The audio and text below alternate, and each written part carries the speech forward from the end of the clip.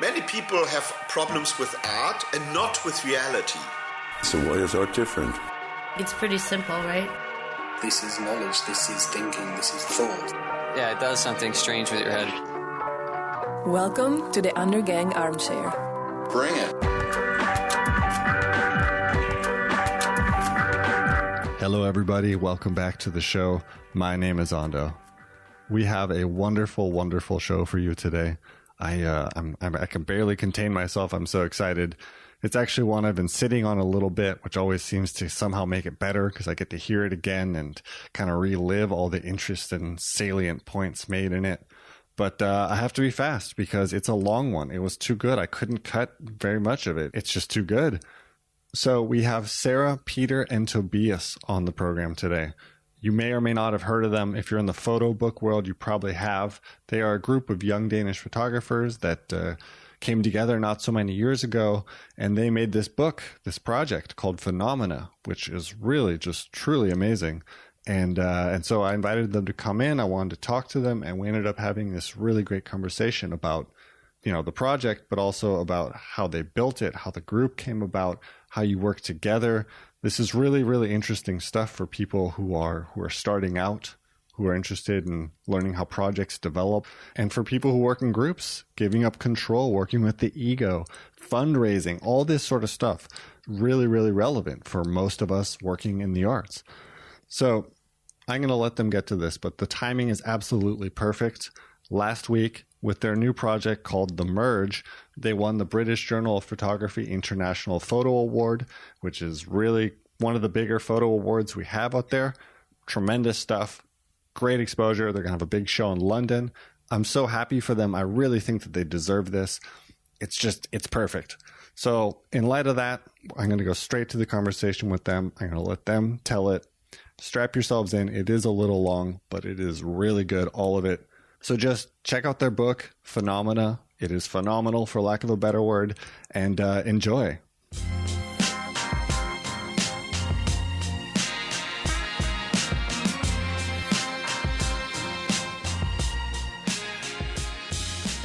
sense, but it's an old. I mean, it's a fast program, though, right? I mean, it goes by semester, not even by year, right? So I imagine that you go through it. It's intense, and then you're just kind of like, now what? You know, you just end up like, I remember when I was done with school, you know, you just kind of stand there. It's like getting out of prison. You know, you have a couple of bags and you're just kind of like, what the fuck just happened? What am I going to do? You know, and I don't know if did you guys start this project before you got out, or did you start it afterwards, or how did it come about? Well, then we went on to take a whole other education as well. Ah, where? We all started photojournalism. In Aarhus? In Aarhus. Okay. So we sort of went that way. Which is more of a full education. It's an actual several-year program. Yeah. It's a full education with all what that means. And, so we did that. So that was put on another 45 years to this story. And you guys were together there at the same time. Then we were together. Sara was a semester again. I was ahead. Way ahead. Peter and I had joined forces at that time, so we actually I started to like him, so I took him up to my level. Yeah, then we were suddenly in the same class, so I could talk with him. Sara was still kind of superior to us on a higher level. But no, we were pretty much the same time through those 4 years. And and then the idea was born back then. During the school? During the school, in the end of our final semester, going towards our final thesis. Yeah, because I think it's such an interesting thing to do a what is in its basis a documentary photo project as a team. It goes kind of against what we're used to seeing. There's the James Nakwe who goes out there and lives on the edge and almost dies every day and then comes crawling home, PTSD ridden and, but has some crazy pictures. And so the fact that you guys decided to work on it together, I mean, there's so many things about authorship and photography and who took what, who pressed the shutter. You know, there's a lot of people who would think like, hey, who did this, And you guys have instead decided just to go as a team, and I don't know. I think that's an interesting way to go about it. because photography is so tied to authorship, especially journalism. I don't know. Was the school interested in you guys working together, or were they kind of like, no, you don't do it that way? I mean, at that point, the whole idea of working together wasn't really the narrative, and wasn't really something that was even discussed in the school. I mean, I never heard anyone sort of at that point back then discussing if it was possible to even entertain the idea of something like this. Right, but you didn't discuss that sort of thing. No. I mean, I think at that point we were still so much in sort of that James Nachtwey narrative of photojournalism ourselves that everything was sort of like me. Right. Like, okay, what am I going to do? I got an idea. What can I do? What's my project? Where am I going to go? Where can I fly? Where can I push the shutter?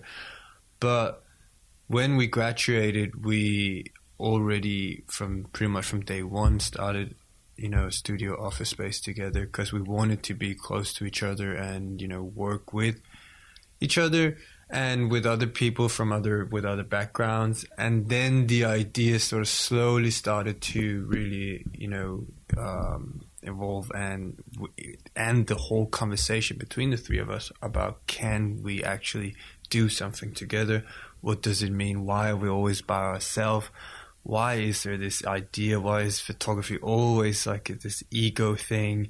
What will happen if we, entertain this idea and combine our three egos instead and see if that's even possible? Yeah, I mean, there's a lot of questions. It's hard to even imagine sometimes. It's hard enough to figure out how to do something on your own. And of course, there's strength in groups also, but.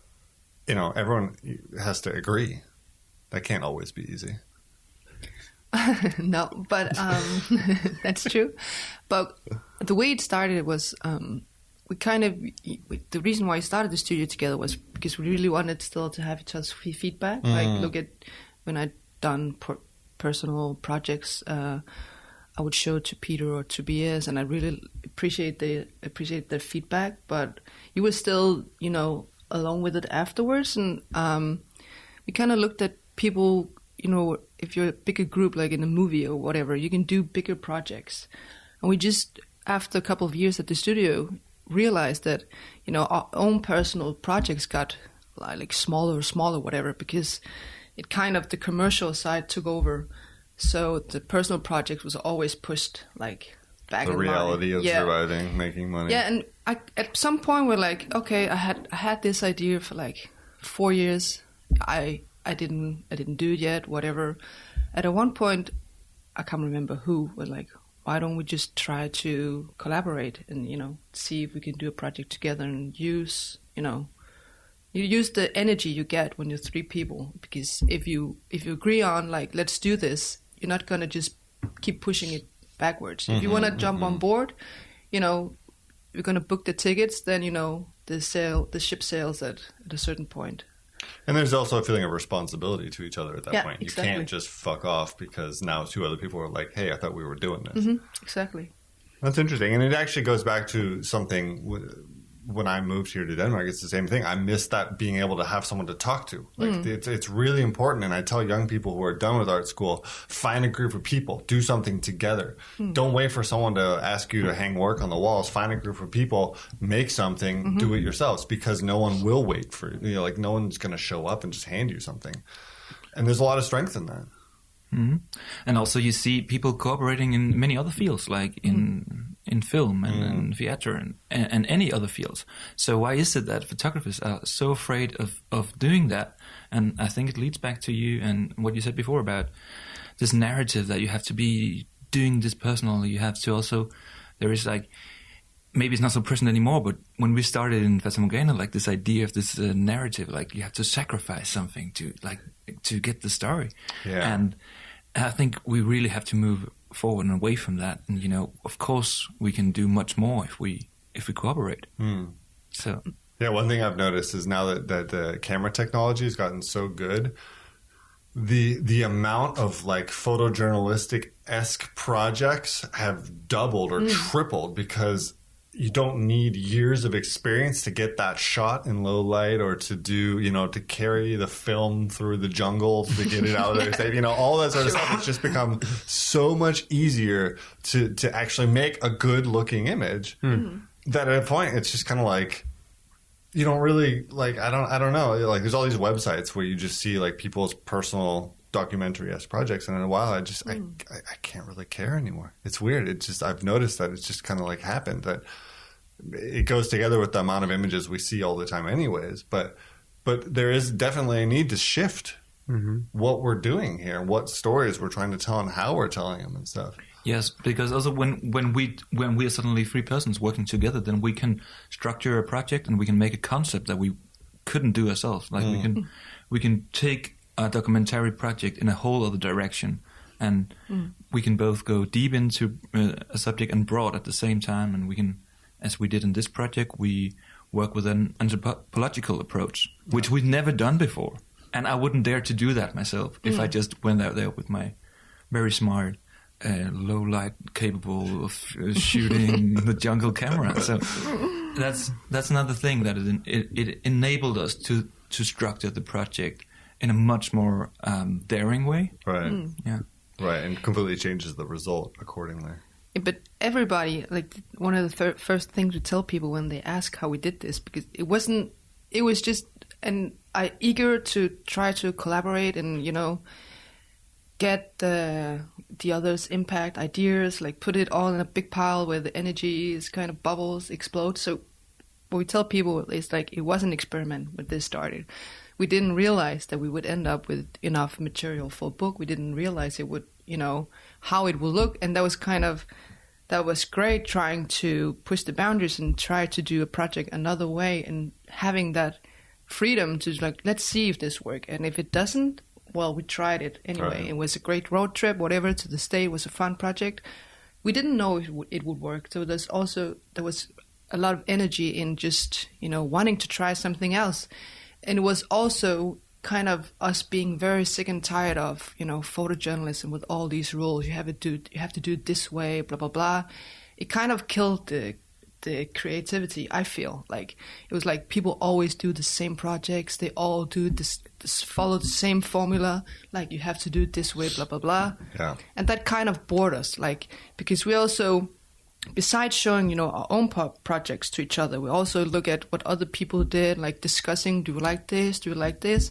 And we all, the three of us, kind of went further away from the traditional, jungle carrier film reportage. We're like looking for, people who did this differently, like projects that had, flipped things around or whatever. So it was also, we also wanted to try, let's do this differently than we've been taught at, the last 4 years or whatever. The project definitely follows, in my mind, an artistic tradition. Kind of like what Magnum Photography does. Alex Soth and Sleeping by the Mississippi, and what's the other one? The one from Niagara. I think it's just called Niagara. Those kind of books, where they have documents, stories, people's testimony, photographs, and it kind of makes a whole package, which is, it is anthropological. It is a study. More than it is just a reportage. I showed up this weekend. This is what happened. Here we go. Here's some photos. And it seems also like an answer to the swiftness of the image turnaround too nowadays. Obviously, you guys started without imagining how big the project would become, because that would be crazy. But you were able, to then keep it on track, and it probably took a long time, and it probably was a lot of work, and all those sort of things. It does occur to me before we get too far that I should probably ask each of you guys individually to say who you are for the listeners. Yeah, sure. And also, I'm curious shortly if you guys had somebody who was a photographer in your family, and whether or how you got into it. So we can just start here. Full name? Yeah. Okay. Hello. My name is Tobias Markussen. Currently I'm 1/3 of this collective that we've named Sara, Peter, and Tobias.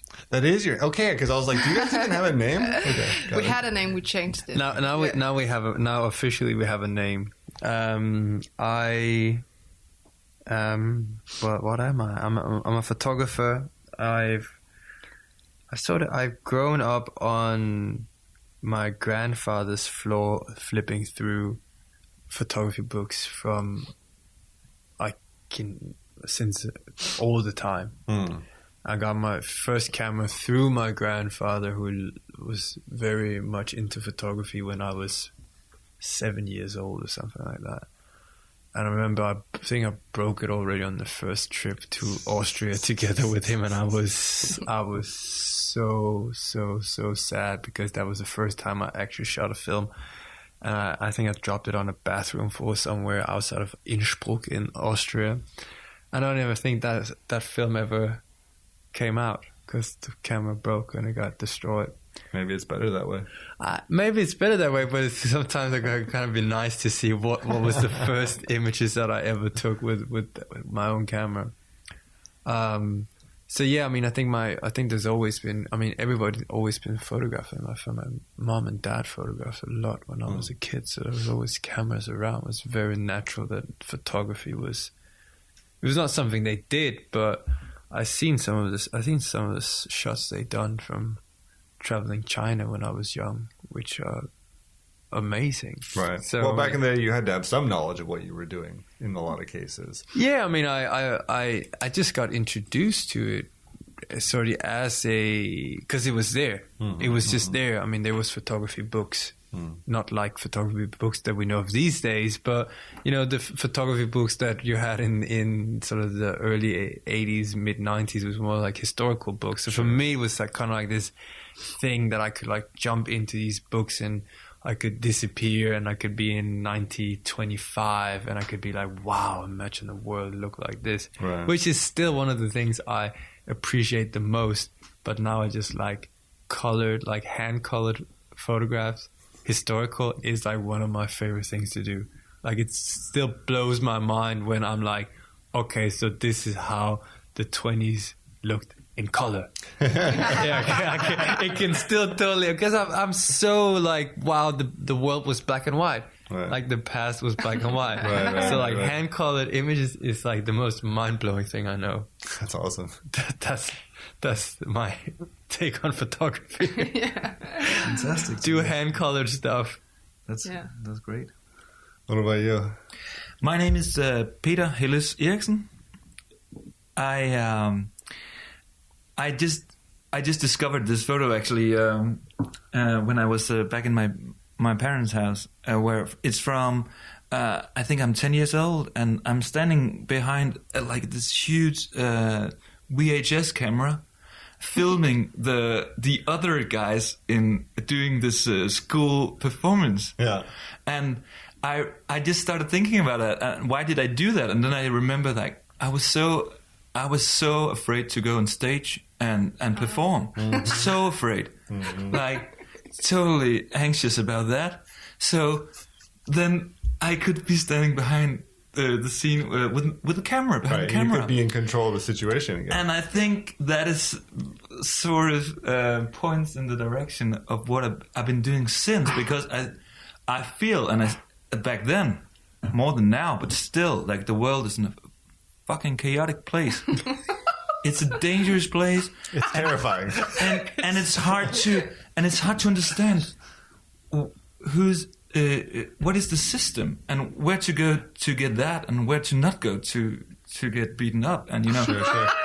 it's the world is a crazy place. Yeah. So I found out through photography that you can make order in that chaos. You could sort of like, and I did. Early on, I did a very conceptual work about what it is to be normal in Denmark. And that is based on statistics, and it's really putting people into boxes. And I think I like to make order in that chaos, to make a system where now with this book it's also very much conceptualized work. There is a strict approach to the subject, and so on and so forth. and I really like to, I can just hold it in my hand, and now It's all here. Now it's all right here. It's some of the world is here, and it's in order, and you can flip through it from A to B. So that's why I think I became a photographer. That's a great answer.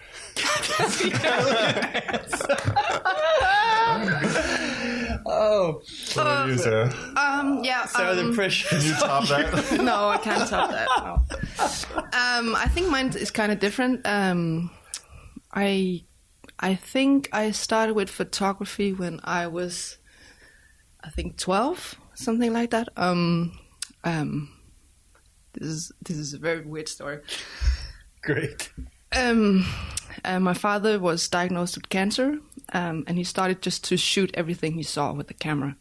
And I kind of realized that he wanted to, keep moments. Like he photographed like everything, like motorcycles, us, the trees, whatever. Capturing everything. Yeah. So, and he did a lot of painting, he was a musician and things like that. But I kind of thought that photography was more real, that he wanted, the pictures, they kind of were more true, something like that. So I kind of felt, that photography was kind of, taking a real moment and keeping it, because that was clearly what he wanted to do. Yeah, to fix it. Yeah. Yeah. So when he died, I got his camera and I started. It's a good story too. I mean, because that makes it real, right? In a way that I think it's funny because I can relate to all three of your guys' stories. I'm a photographer too, so the reason I started is also world is terrifying, history is crazy, and I want to seize moments. I want to you want, like, you feel like somehow you're more integrated with the world, right? Somehow when you can grab things. But I think a good jump off point also is, so you guys started conceptualizing. You had the idea, Sarah, about kind of the subject you wanted to work with, but then for this book, yeah, no, the idea wasn't mine. It was actually Peter and Tobias's idea. I just jumped on board. Okay, yeah. So the idea was there to make the book, and then you guys had to make it real. Mm-hmm. And that's where the rubber hits the road, as they say. This is where it becomes, a question of like, can we afford this? Do we have time for this? How are we going to make this happen? What does it look like in reality? Mm-hmm. What did you guys do? Did you start with meetings, putting your head together, or did you start fundraising, or how did you start doing this? I mean, the good thing about the process with all this is that, we. At the point where we started the project, we had been sharing the same studio office for 2.5 years at that time. So, we meet up pretty much every single day if we're not traveling or shooting ourselves. So, the conversation is an ongoing thing. And then I think Peter is talking about putting things into structure. I think that is something that we all need, but it's not necessarily something we're good at. So I think our way of working with this project is more like, okay, the energy is here. It's now. It's happening. Let's go. Yeah. And then we just move and ride the wave. So there was no. Did we do it otherwise? Can I add something? Because I remember we've been talking about this project, and then one day I came down to the studio, and you guys were like, "We're now ordering plane tickets now." It's going down. Yeah, it's going down, and I'm like, okay, sure, let's do it. And so we got the tickets, and that's where. Right. It's sort of been talking about this for 5 years or something like that, and then it moved suddenly. Yeah, like I think somebody was restless. Definitely. Something needs to happen. Yeah, I think we definitely have that where curiosity and the need to move and do something takes over. I think that's something that we all share, and then we just I think we just like. Flipped to a calendar, was like, okay, let's say 2 months from now, Las Vegas, move. Yeah. And in a way, that was a way of also making a bit of structure by saying, okay, we got 2 months to do tons of research, figure out how the hell we're going to conceptualize and do this and how we're going to travel and all that. But, let's just book some tickets, put on a date. And I think we sort of, I know some artists like to get their funding done before they start working. I know a lot of Danish artists works that way. I don't think we're sort of fits into that category because we sort of works the opposite way. Right. We start working and then we'll find out at some point that we need money or that we're like our bank accounts are emptying up very quickly, and then we start funding. Yeah, or then we start looking for grants. Yeah. And the same with this project. But I think also we didn't want this project to end up, as the other personal project, just keeping pushed backwards. Like it was like, we all have the energy, let's move now, because we could discuss and talk about this forever, conceptualize, blah, blah, blah. But to keep the magic and keep the energy, we need to do this now, because it could have ended up very wrong if we talked about this for like a year. Right, you can talk it to death. Yeah, exactly. And you could have like, okay, when we do this, it has to be perfect because, we talked about it for a year. It's now. Instead, we're just like, okay, let's just flow with the energy and see what happens and try it out. At a certain point, it's really hard to imagine what it's going to look like anyways. You have these things kicking around in your head that you're interested in doing, but you can't be like, okay, the book cover is going to look like this. And is it even a book? You can't even, you just have to go at some point and just do it. And how long did you guys go for in the first time? Very short period of time. I think that's very interesting and something that really, I think that's something we can say here in this form, right? Sure. Like every time we say something, we have to look at the others to sort of like confirm, can I actually put out this information? Because we're trying to. There's a narrative. So because I can cut it. If they scream, we'll cut it. No, because I actually think it's an interesting point in the whole sort of discussion about the narrative of photography and sort of the story behind that.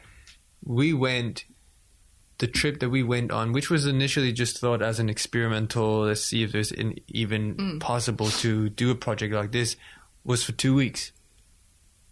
And that was all we did. That's all? That's all. Wow. The whole project is shot in 2 weeks.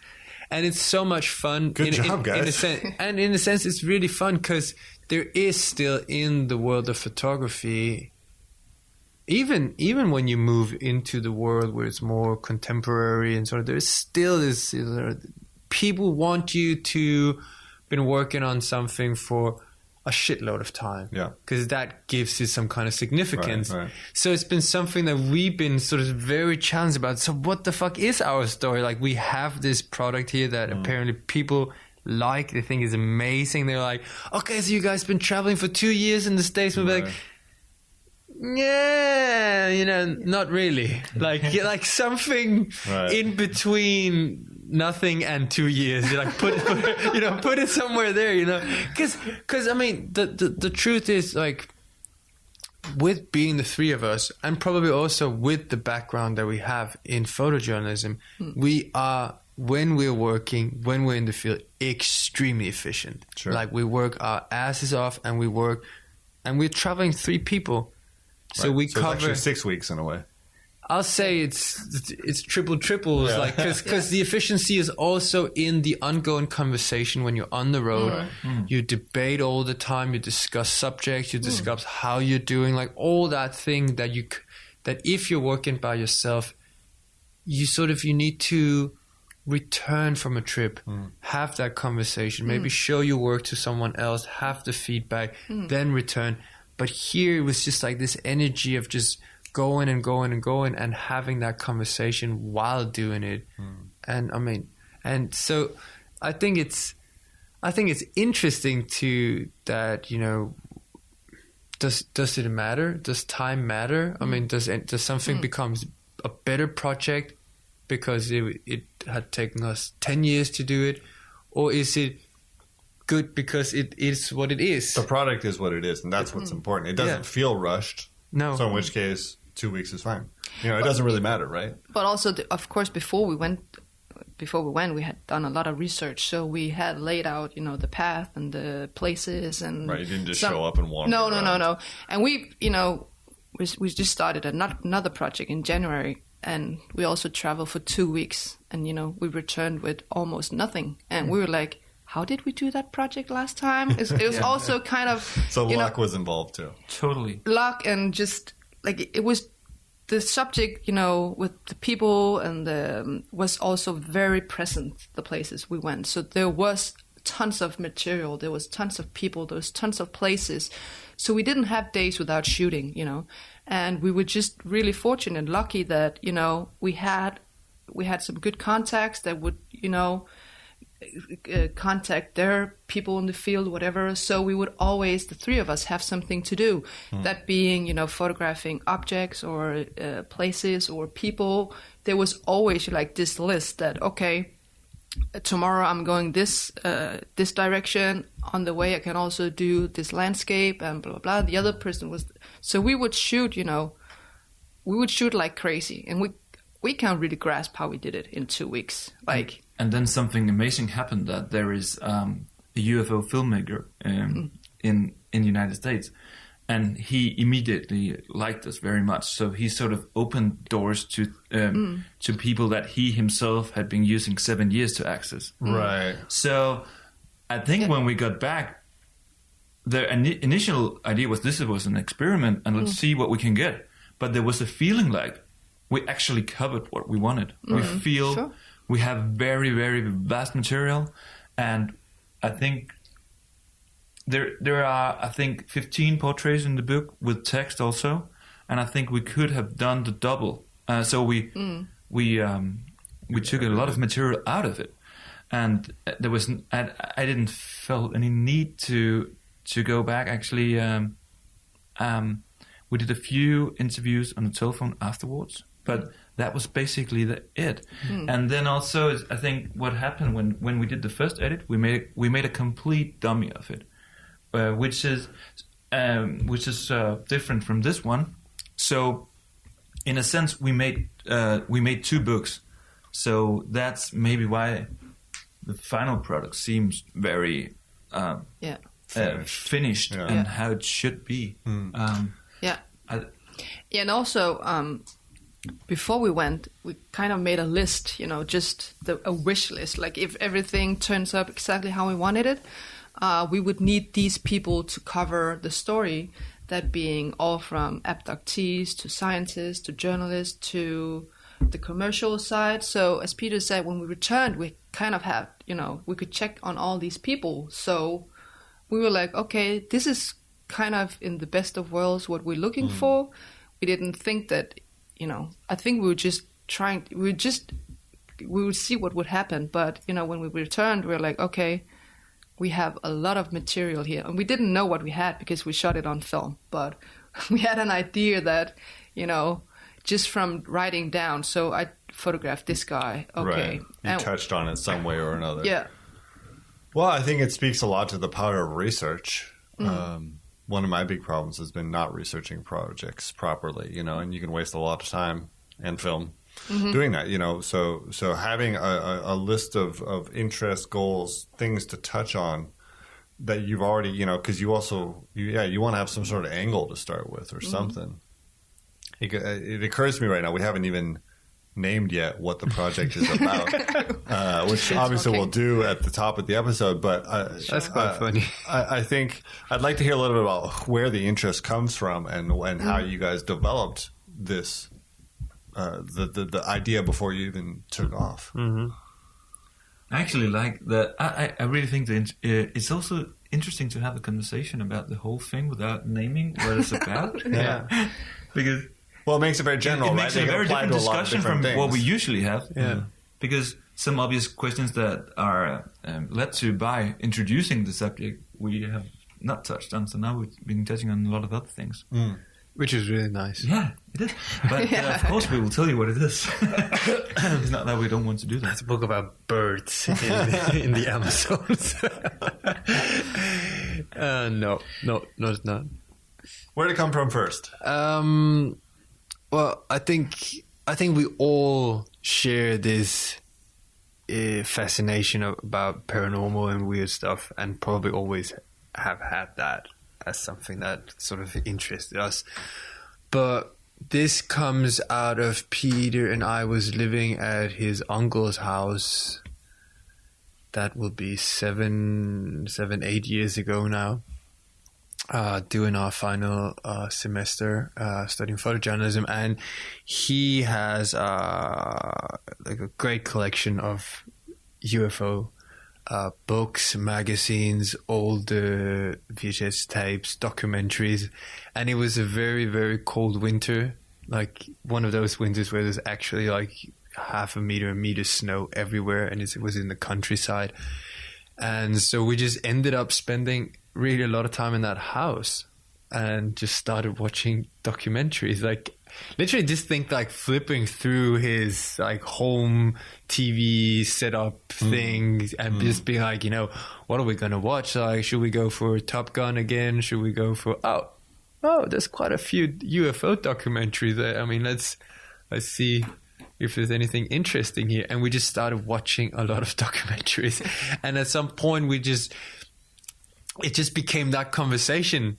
That was just like the conversation of that winter between us was just like pretty much like, okay, so that documentary we saw last night, I've been thinking since then about what that guy said. And it was just like, and we became, I mean, I would say we became quite obsessed by the subject. You got sucked in. We got sucked in pretty fast, and we started to see, okay, there's actually quite a few people in these documentaries who are not just like your average, you know, weirdo who thinks they've seen something while... Right, they're not all nut jobs. No, there's actually quite, I mean, there's regular folks here. There's old army people, there's old, you know, government people. I mean, and we started to question, like, why does all these people show up? Like, these people with, like, stars on their shoulders, I mean, who actually have reputation, who has, like, why do they show up and say, like, I know there's something there? Like, that is so far out. Right. I mean, why would you put all your credentials on sort of the table like that and, like, risk everything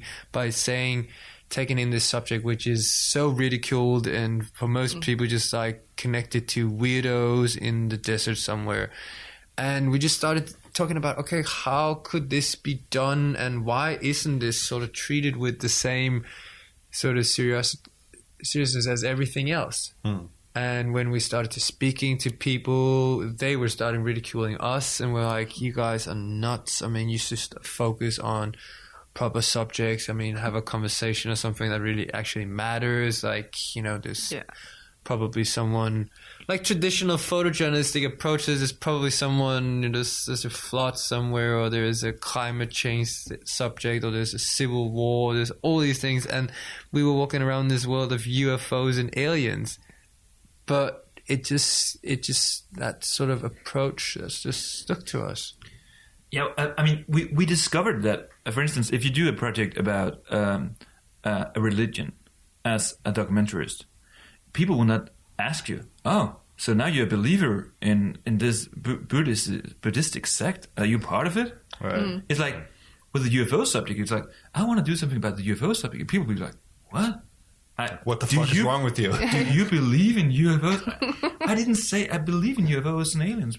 And that sort of stigmatizing is really interesting, because it's sort of either you're inside the subject or you're outside. Right. And it's sort of like also, and it's also like that in the scientific community. Like, you cannot do anything serious about the UFO subject because you're ruled out. Sure. So we thought it could be interesting to sort of like bridge into that, like make something that could enable people to be curious about the subject and not only just stand outside and reject it. Well, that's one of the things I wanted to tell you guys. One of the real big successes in my eyes with this book is you guys never touch upon, is it real? Is it not real? Are these people crazy? Are they not crazy? It is not discussed whatsoever in the book, and I think that's really a strength. You guys are just present. You're there. You're hanging out with people. You're listening to them.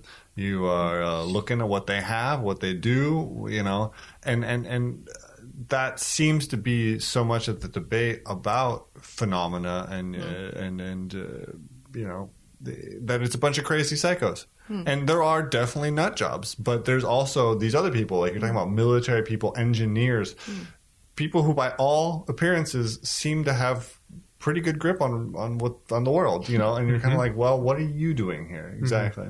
I think what we did, getting back to the whole research aspect, was and what was a very clever decision from us sorry to brag about that, but Please brag. we met with this really cool Danish anthropologist, and she had been doing a work on abductees, people who think they've been kidnapped, and she told us how was her approach, because coming from a school of journalism, you would have such a very specific way of asking questions and trying to prove and talking with people around the subject, have second sources and stuff. Right. But what she did was like she believes in anything that she's told in the way that she's interviewing. So if somebody says, I have 13 children living in space because I was inseminated by sperm from aliens, she will ask, okay, that's really, really interesting. Tell me more. Yeah. Not asking as a journalist, prove it. Right. I want to see pictures. I want to see footage. I need phone numbers for 13 space children now.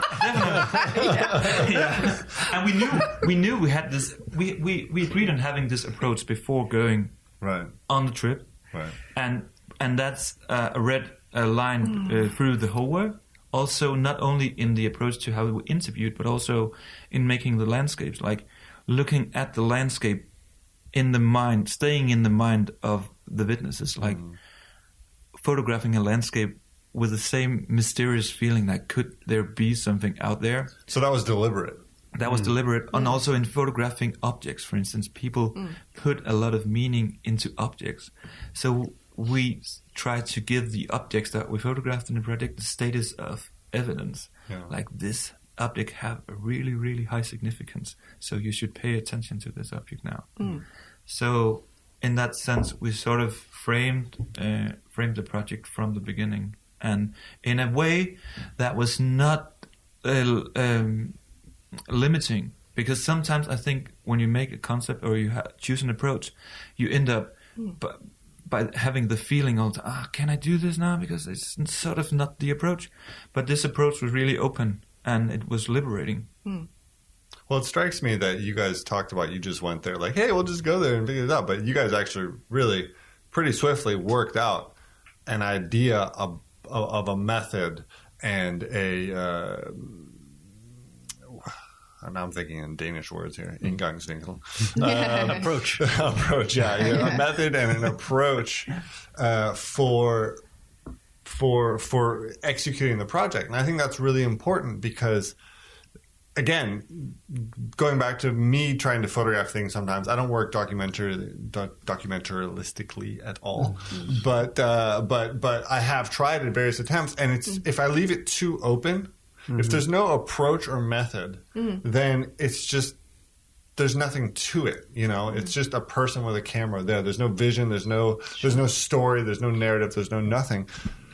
And that can be, that can kill an otherwise potentially interesting subject. The author has to be present in some way. So I don't know if you guys chalk that up to experience. You had been working on projects long enough that you could kind of, with a gut instinct, say, okay, we got to do something more than just show up. Yeah, sure. We kind of put, like, from the start, we also knew that our approach would be shoot on film. It would be more slow than normal documentary where you go there, you just dive into something, you document everything. We were like, actually, we kind of agreed on that we didn't want any reportage images. Like, that was kind of the only rule there, because we didn't want you to stage that this is real. We wanted it to be kind of, in the field between documentary and art. So we wanted to be more like single images and not like claiming that we have a story, that we documented it.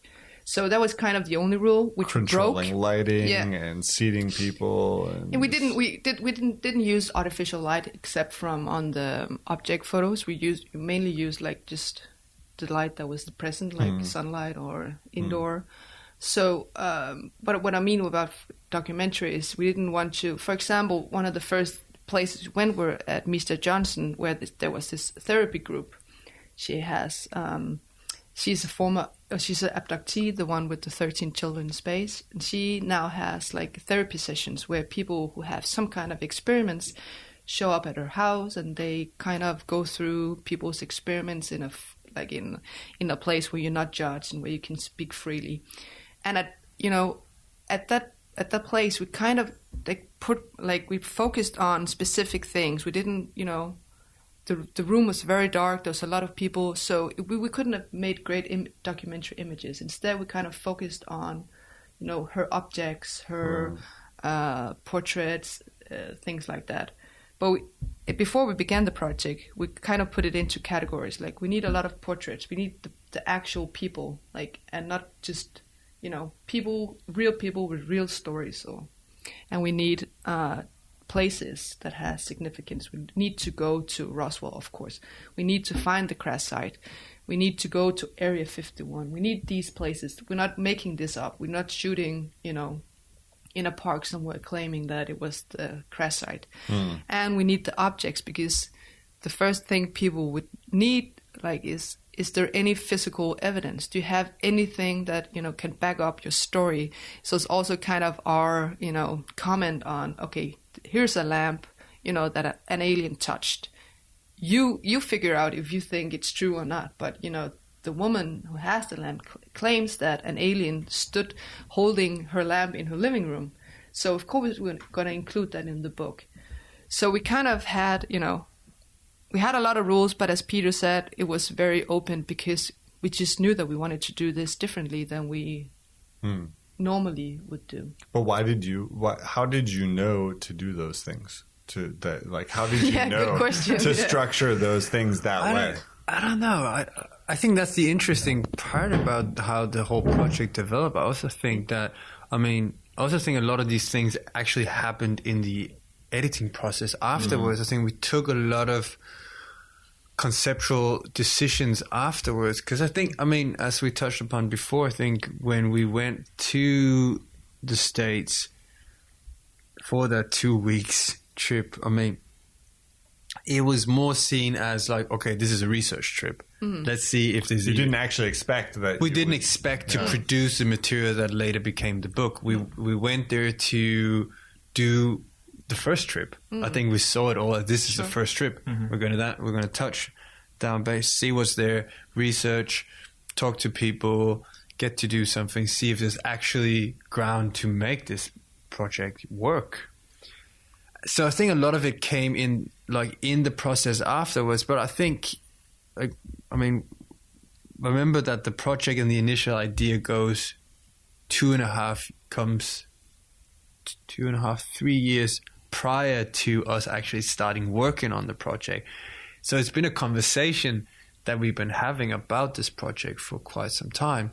And I think the whole idea of the concept is also just the conversation that we've been having about photography for a long time, and how we saw where, as Sara said earlier on, where we started to look for interesting photography and the more conceptualized contemporary photographies and people like Chamberlain and Bloomberg and sort of so we already sort of knew that, and in the research process we also very early decided on, okay, we need to look at some kind of visual identity for us, because this is a concept. We're three of us, and we know each other, we know each other's styles. I trust these people 100%. I totally admire them as photographers, but we're different people and we're different photographers, so we had to sort of find a way.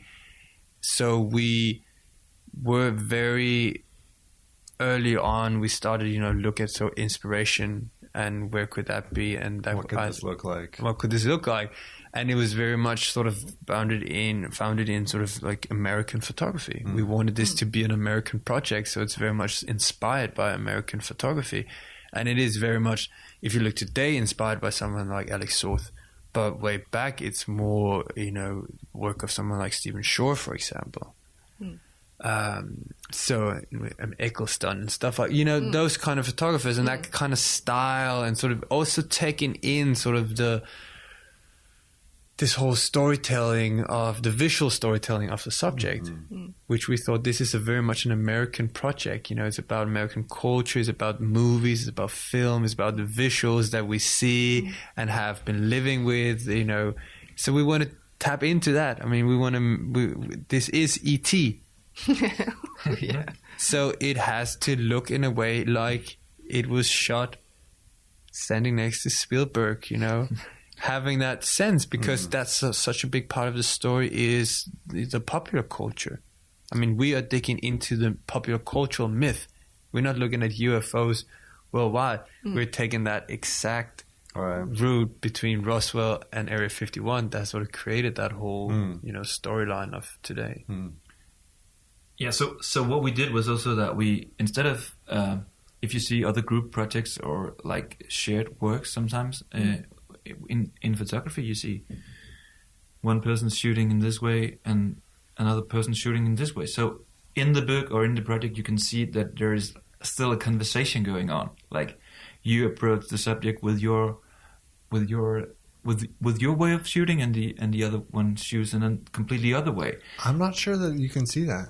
Not in our project. Not in the work that we did, but in many other works is like that. So it's sort of they have inside the work they have a discussion or a conversation about how should we approach this topic, and I like many works like that. But I think we had that conversation before we did the project, so we agreed on a way to do it to make it consistent. Yeah, there's no differentiation. It bears mentioning. Like it could, by all intents and purposes, appear to be one photographer working on it. Some people, like people close to us, like my girlfriend, for instance, she tried to guess her way through the book. Did you do that? Was she able to? She had a significant a positive outcome of that, but not 100% hit at all. But it was more than 33%. Okay, yeah, because I would have no idea. Obviously, I don't know what you guys did beforehand.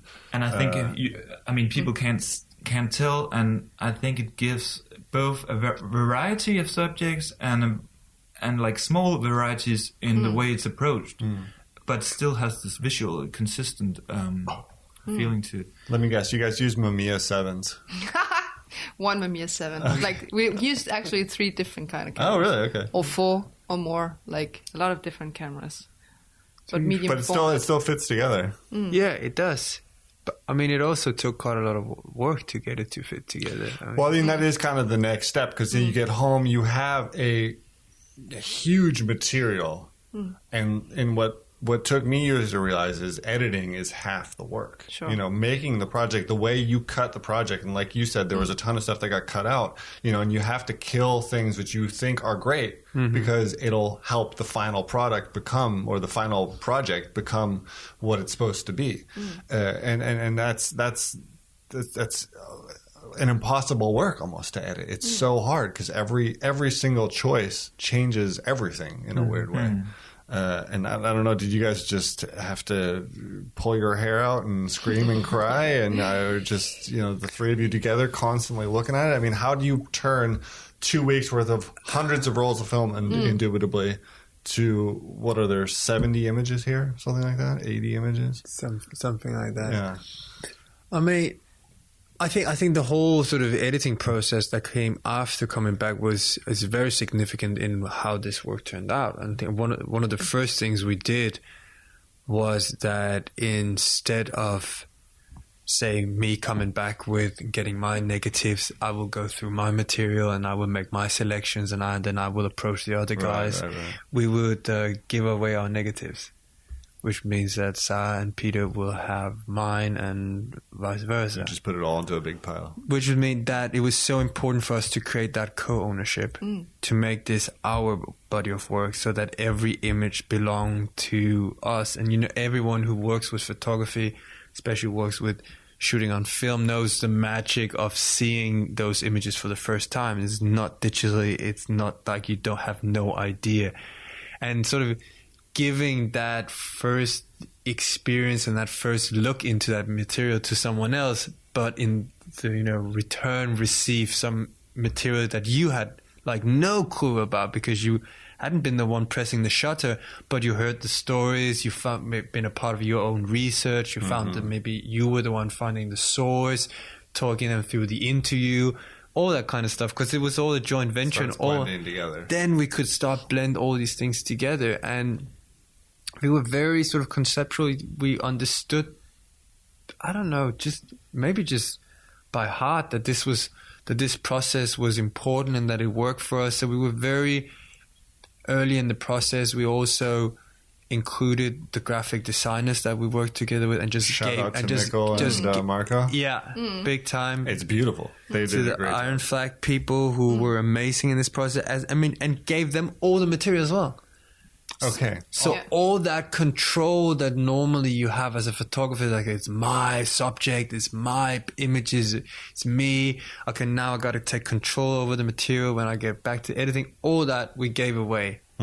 First to each other, then to Marco and Mikko, and like that process of just like was necessary, I think. One thing we did very early was that we went to Iron Flag, to the studio, and we had printed out all the people we met, like one image of each, and we put all of those stories on the floor. And I remember this Rosanna's dog walking on all those.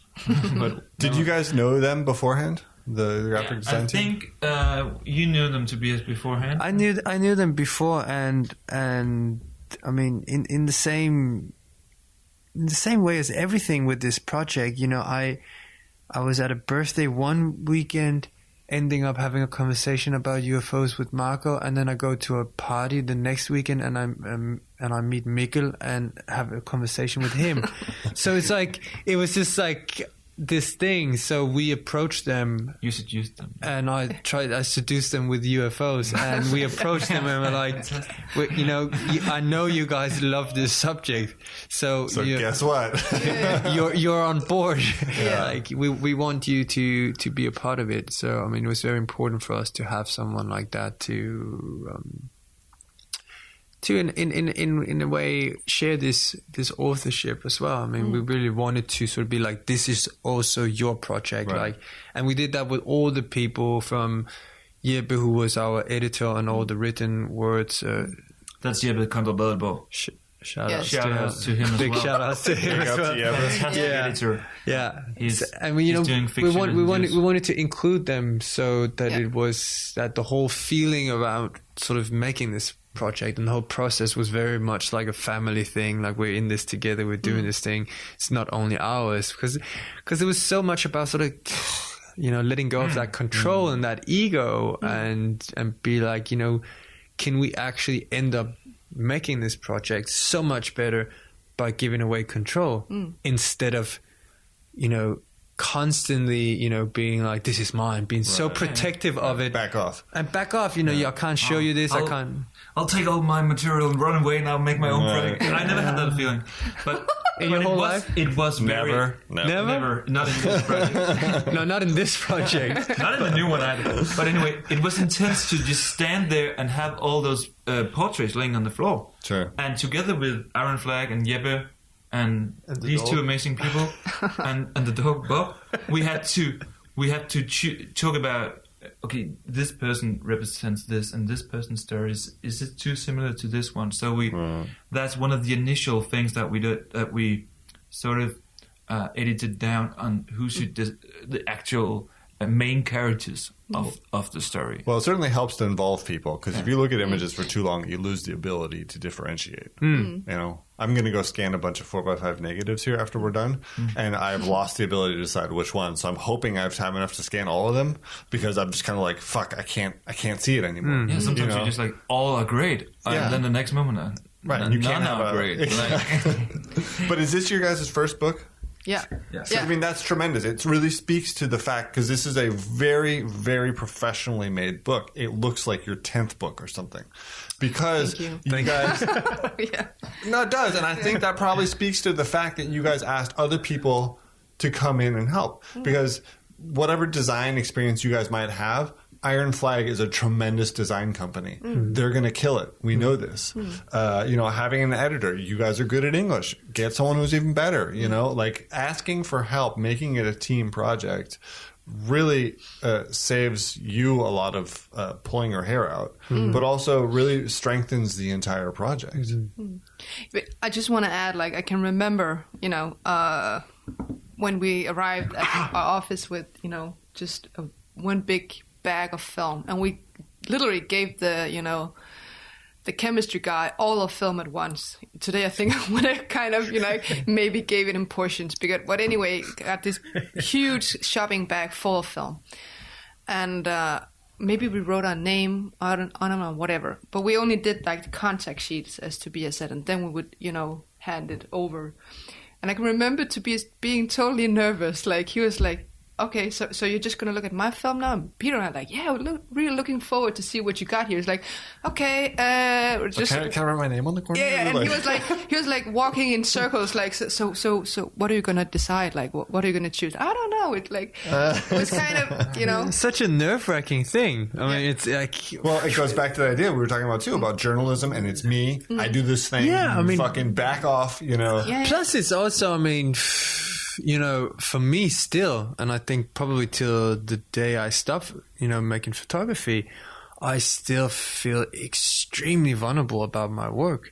And like to show that, to show that whole thing, like with all your... Right, you didn't cut out the bad ones you're ashamed with of, all your mistakes and all your that's not working, that you have to sort of take that and just give it to someone else and just be like that is such a... It's such a relief afterwards. I mean, it has been such a relief because it worked out. But I mean, it could have, like, it felt very, very, very, it made me feel very anxious and very much out of control. And I mean, we touched down about sort of setting the world in control and using photography as a tool to make you sort of see things straight or understand certain things. So it's that whole thing about giving away control, losing control, putting yourself in that vulnerable position is everything that is this project, I think, sort of in the concept of how the process and how we've been working together and the trust that we now have in each other, like, which is totally like, I know by heart that it's, that what we work on is going to be great. And that you can keep working on. And then we can keep working on stuff together because we now have this trust where, we can share this authorship together and feel 100% that it represents all three of us. And I think that's extremely beautiful. I think it's the most satisfying thing to get away from the ego. Like to stand with an exhibition or a book and, do that together with two other people and be like, you know what? I'm not going to tell any of you, which image I took because it doesn't matter. We made this. I mean, and when we sell stuff, goes into the co-ownership, like everything is owned by the three of us. Yeah. And it's going to continue being like that. And it's amazing that to actually start, I think it's also in a sense taking photography more serious. Like it's taking the whole conversation about photography serious instead of thinking that photography is only you pressing the shutter. Is some way how I look at very much the photojournalistic approach to it, and sometimes it's a bit naive and a bit really not giving photography the credit it should have. So it's like very 20th century. Yeah, and so it means that the whole thought process, the whole research doesn't mean anything because it's only about who presses the shutter. And here I think we understand and appreciate the fact that it's the whole thing. We have a very holistic approach to photography now because it can't happen. And also there's a lot of circumstances, going before an exhibition or the book, like people in Tobias would see images that I shot that I maybe didn't like, or that I would just have considered like an off shot or something.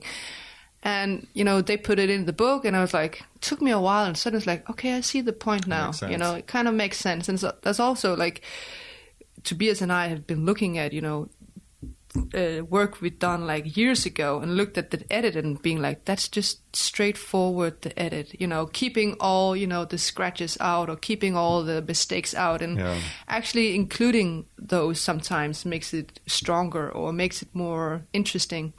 So having, every time like the three of us looking at it and debating it, it makes it, it makes it a bubble and we're totally inside, when we're working both, doing the research and traveling, we're totally inside a bubble where you kind of know exactly what the others are thinking and kind of knowing your place. If you go that way, if you're going that way, I don't feel that going the other way is, less or the wrong way. It just feels like we're like spreading out, like three people's eyes becomes 6 instead of, we can cover more aspects, and that goes both for, also for the exhibitions. Like Peter and Tobias would suggest new things, and I kind of being the skeptical one sometimes, and after a while I'd be, okay, I see that now. Kind of makes me smarter in photography and makes me,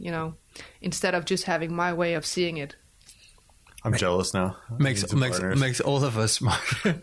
It's great to have a partner. I think for the past 2-3 years, that's what I say to everyone.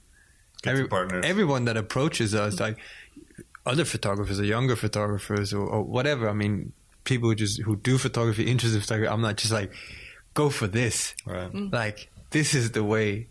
Also, just out of totally like nothing to do with photography. But I just like to travel and party with my friends instead of just by myself. And it's a bit lonely to stand at that, reception and be like, I don't know anyone in this city, but it's my show. I'm going to get drunk by myself. Yeah. It's more fun to be like 3 people enjoying it. Right. It's also about enjoying it. Sure.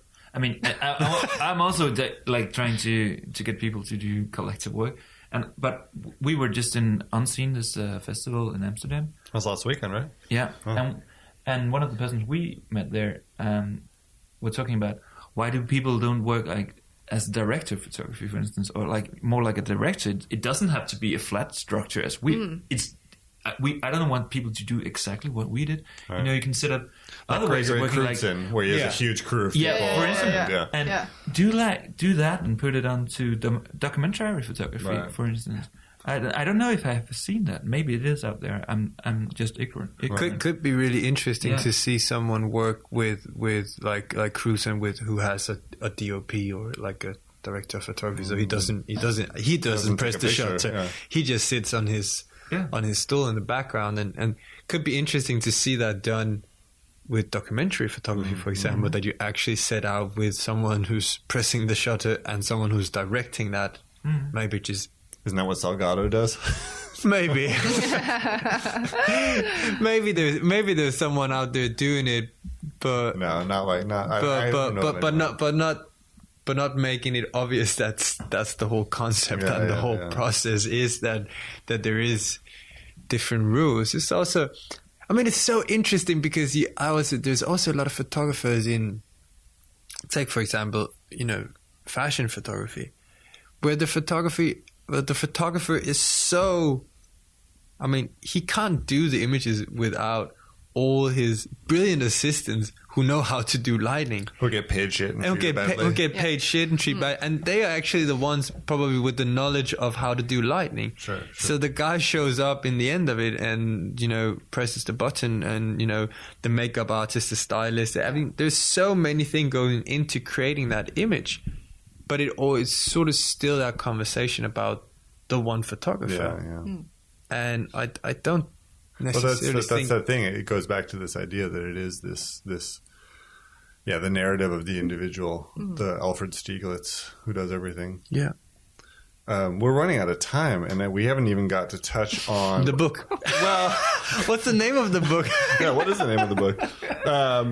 I'll wrap up with that, but I mean, we haven't even talked about what happened afterwards, and we don't have another hour, I guess, but.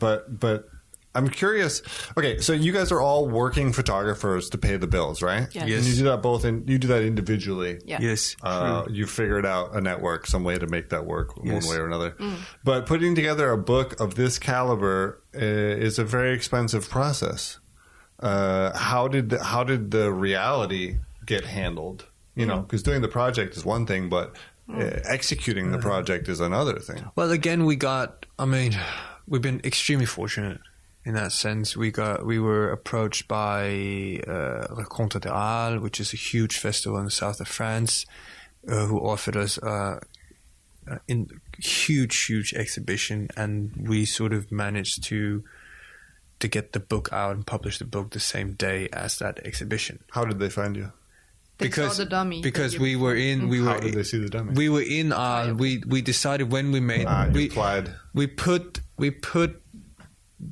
the festival in Arles 2015 Yes. as our deadline for having a dummy. Good idea. So we decided. We decided, and we had long discussions about that, because I remember at some point I was like, we're never going to be able to make it. We need more time. I'm not sure the material is there. I was chickening out. Yeah. I was like, I felt like I need another trip. I need to, be more comfortable with the material. But Peter and Sara was really great at being like, no, we're there. We can make it. We're going to go for this. We're going to deadline. So we had the book in Arles, had great, the dummy of the book in Arles, had great feedback from different publishers and so on. And then at some point, the publisher who initially ended up publishing the book, which is a French publisher called André Frère Éditions, he approached the director of the festival and said to him, I have this thing you need to see. It's quite amazing. And luckily for us, they thought that, gave us this huge exhibition with a big budget that made it possible for us to produce this exhibition. But we did that at the same time as finishing up the book. So we had half a year, even, to edit a book, do the biggest exhibition we're probably ever going to do. Yeah. And get money. And doing three full-time jobs and funding our part of the book, which we did through a Kickstarter campaign where we, again, were so lucky to include some amazing people. Shout outs to Bo. Yeah, shout out to Jonas. And I mean, these guys help us and work their asses off for nothing to create this funding campaign that made it possible for us to put in our share in the production cost of the book. And then because of the huge exhibition at Arles and how big that is, especially in France. Arles is probably one of the world's biggest photo festivals. It is. So that meant that the publisher as well went in with way more money that he would normally do, because he trusted that the book was going to sell.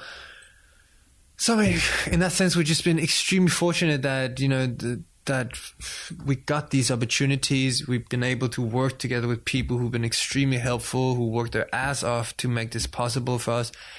And we managed to fund a lot of money, and already before the book was published, sell 200 books or something like that. 250, 300, a lot of books. Just based off of the expected, there was enough of a vibe around it, enough of interest in it. That's awesome. That's the dream, right? I mean, it is the dream. It is the dream. It is literally, for me, it is the dream. Like, from these books, I come from a family of bookshop owners. So I've grown up with books. It's like, in my family, that is the Holy Bible. That is everything that's made of paper and wrapped in something that's like. So to be able to publish a book I think it's such a dream for all of us. And again, to do it together just makes it so much more fun and valuable. And yeah. Well, quickly to wrap it up, I want to hear if you guys are able to talk at all about what's next. Yes. Yes? Then you see again. Yeah, of course. Let's tell me more than you want to tell. How much time do we have left? I don't know. We're at an hour and 20 minutes of recording. I'll cut some of it, but not much.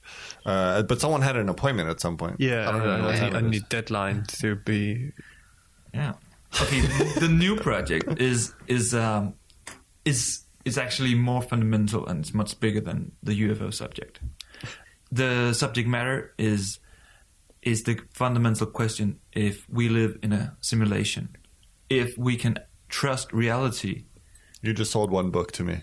Yeah. Cool. And that's so that's in very short. But of course, the whole story is like now, because humans are being so good now at making simulations and making AI that people like Elon Musk, for instance, he started talking about the chances is 1 to a billion that this is not happening to us right now. That if we can make the singularity has already happened? Yeah. If we can make simulations and if we're talking about singularity, then why is it that it's not happening right now before, so that we are actually just agents inside somebody else's computer? Great. Now I need to go to bed. But what we do is like we use that to go to question reality photographically. Like look at objects, look at places, look at phenomena like cancer. Like if this is a constructed reality, why are there so many problems? Why are there absurd things inside this reality? And we use the camera to question these things. That sounds great. I'm excited. Where are we in the process? Well, the project is still going to be documentary photography in some aspects, and some other aspects going to be more abstract. And I think we're also going to manipulate images, and we're going to be totally open about that. That we kind of moved, trying to take documentary photography even a step, more absurd or whatever. Not saying that, okay, this is a photography, so what you see is what you get. This is the truth.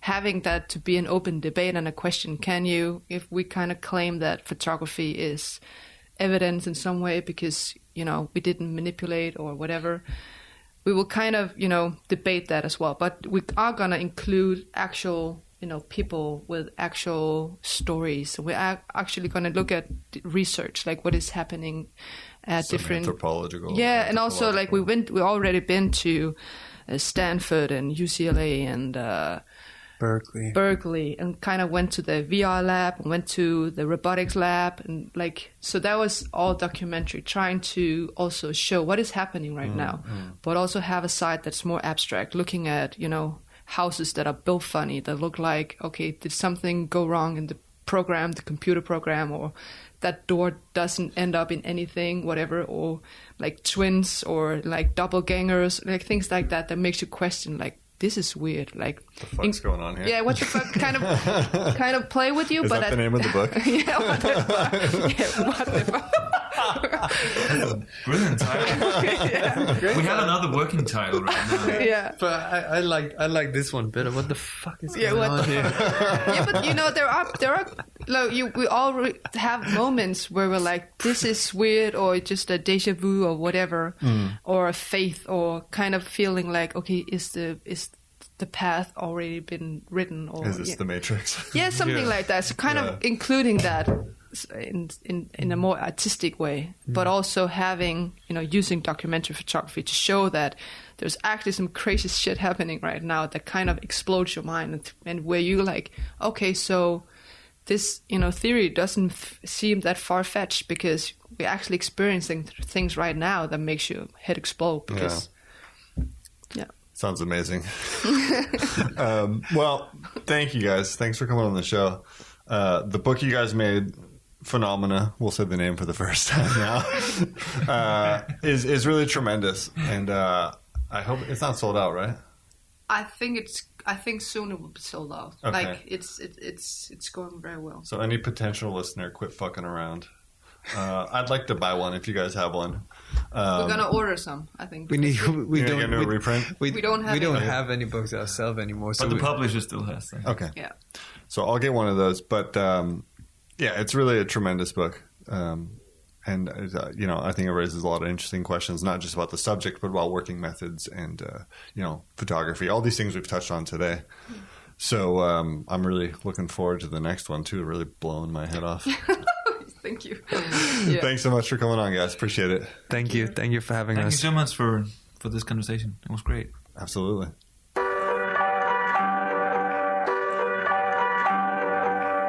Thanks for listening to this episode of the Undergang Armchair.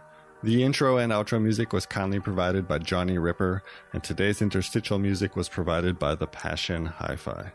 You can find links to their music and all sorts of other great conversations on our unexplained occurrence of a website, culturalbandwidth.com. We're still building out. We still have new programs. It's happening. If you do like the program, We would appreciate it if you'd take just a moment to go on iTunes or wherever you get your podcasts and leave a review. It'll help others find us. Thank you so much. We'll catch you next time.